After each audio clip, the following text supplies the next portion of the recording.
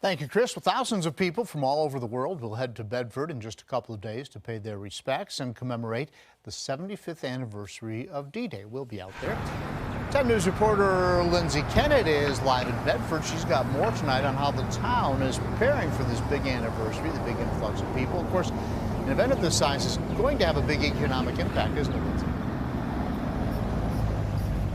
John, that's right. About 15,000 to 20,000 people are expected to visit the memorial just this week alone. Now, here in downtown Bedford, you can see the streets are lined with flags and decorations.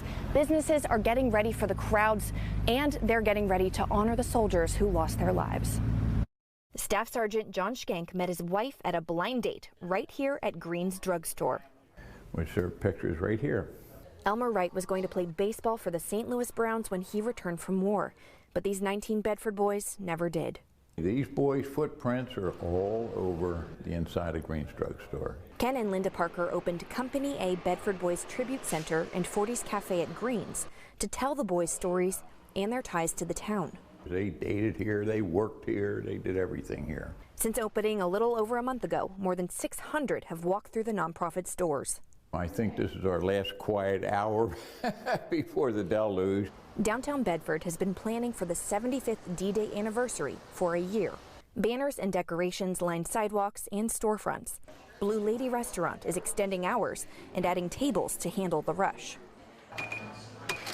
Economic Development Coordinator Mary Zirkle doesn't track how much money D-Day tourism brings into town, but she says 50,000 people a year has a big impact. The town hosted an academy for businesses to teach marketing and how to handle the crowds. Plus, plans are in the works to improve streetscapes leading from the memorial to town. We're seeing that they've been putting up the posters of D-Day. They're putting out flags. They're creating a really welcome environment. Attracting visitors and paying tribute to the soldiers and boys who never made it back to their hometown. Freedom was never free. It had to be won by their sacrifices. Since the 75th is such a big anniversary, town officials and businesses are not only expecting more people to visit the memorial and the town this week, but all year long. Live in Bedford, I'm Lindsay Kennett, 10 News working for you.